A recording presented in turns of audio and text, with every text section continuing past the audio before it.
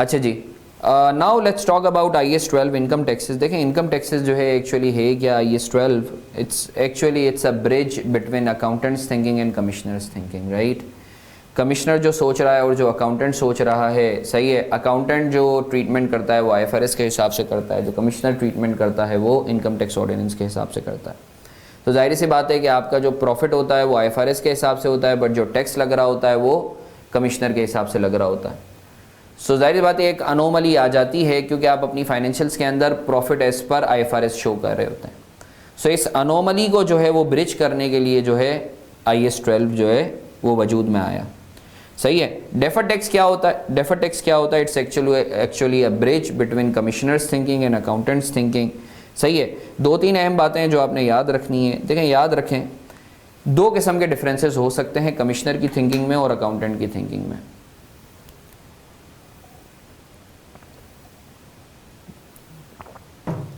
या तो आपका लेट्स से दो किस्म के डिफरेंसेस, परमानेंट डिफरेंस या टेम्पररी डिफरेंस। कुछ ऐसे डिफरेंसेस होते हैं कमिश्नर और अकाउंटेंट की थिंकिंग में, जो डिफरेंस ऑफ ओपिनियन होता है, जो अभी वक्ती तौर पर है, आगे जाके फिलअप हो जाएगा। और कुछ ऐसे डिफरेंसेस होते हैं जो कभी भी फिलअप हो ही नहीं सकते हैं, परमानेंट डिफरेंसेस जिसको हम कहते हैं। टेम्पररी डिफरेंसेस क्या क्या हो सकते हैं? फॉर एग्जांपल अगर मैं बात करूं, टैक्स वाला बोलता है कि भाई हम कैश बेसिस पर इनकम चार्ज करेंगे, IFRS बोलता है हम एक्रूवल बेसिस पर करेंगे। टेम्पररी डिफरेंस है, सही है। टैक्स वाला बोलता है कि भाई एक्सपेंस हम उस वक्त अलाउ करेंगे जब राइट ऑफ होगा, जैसे बेड डेट्स की अगर मैं बात करूं, IFRS के तहत हम एक्सपेंस प्रोविजन उस वक्त बुक करते हैं जैसे ही हमें शक होता है। Temporary difference. परमानेंट डिफरेंस, हम किसी चीज़ को इनकम मान रहे हैं, टैक्स वाला बोलता है ये एग्जेम्प्ट है, टैक्स वाला मानता ही नहीं है। एग्जेम्प्ट इनकम, एग्रीकल्चर इनकम, माशाल्लाह आप सबने इनकम टैक्स ऑर्डिनेंस पढ़ा हुआ है। एक और example, penalties.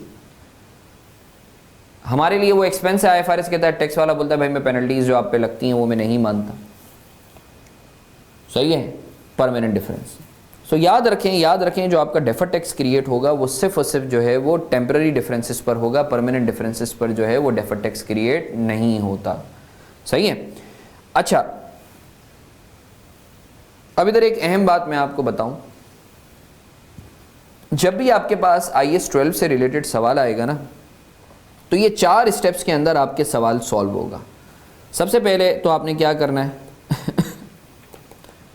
Conversion of accounting profit into taxable profit. Conversion of accounting profit into taxable profit, ये पहला स्टेप है, सही है।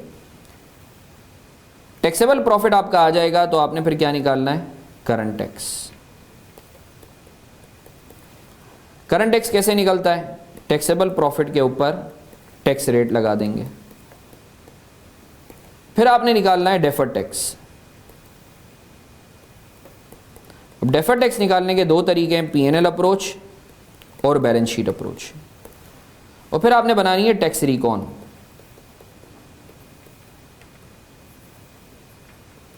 ये 4 स्टेप्स अगर आपको आ गए तो IAS 12 पूरा आपको आ गया। कोई भी सवाल हो आपका, इनफैक्ट डिस्क्लोजर भी जो है मोर और लेस आपके यही होते हैं, बस थोड़ी सी हेडिंग वगैरह डाल देते हैं।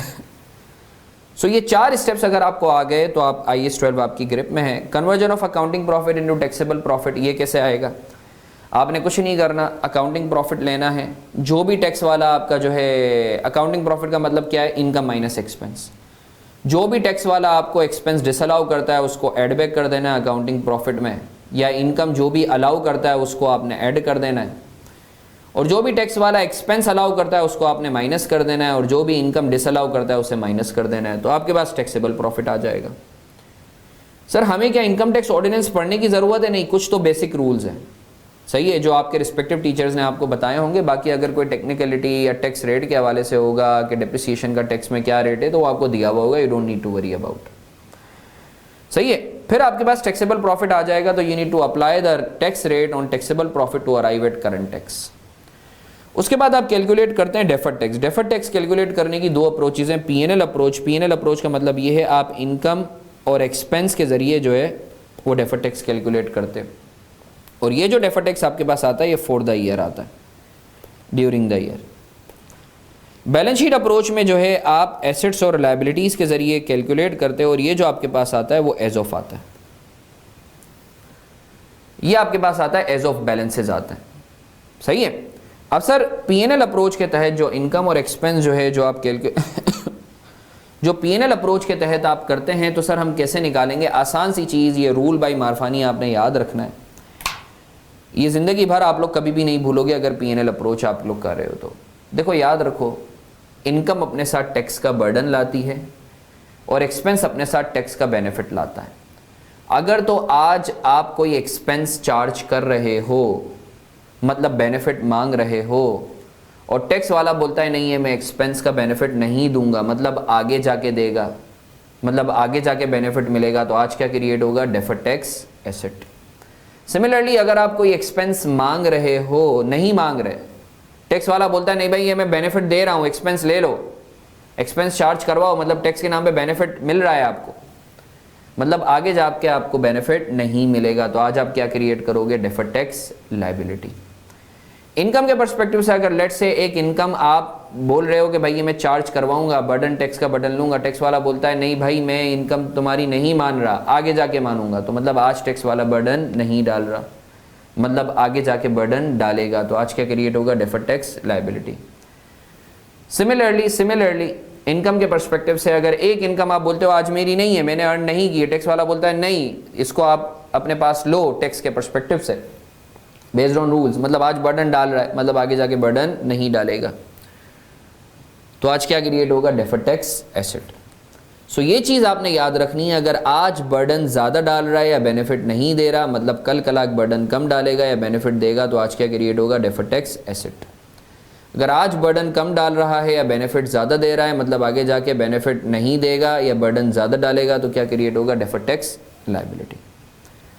सो मैं उम्मीद करता हूँ आपको इस चीज़ पे क्लैरिटी है कि पीएनएल अप्रोच में किस तरीके से करेंगे। बैलेंस शीट अप्रोच के अंदर एसेट और लायबिलिटी का आसान सा रूल है भाई, आपने टैक्स बेस देख लेनी है, आपने टैक्स बेस देख लेनी है। एक रूल ही बता रहा हूँ, बाकी चारों रूल्स खुद ही याद हो जाएंगे। एसेट के केस में अगर तो कैरिंग अमाउंट टैक्स बेस से ज़्यादा है तो क्या क्रिएट होगा? डेफर्ड टैक्स लायबिलिटी, सही है ना, डेफर्ड टैक्स लायबिलिटी क्रिएट होगी। अगर इसका उल्टा कर दो तो क्या होगा? डेफर्ड टैक्स एसेट क्रिएट होगा।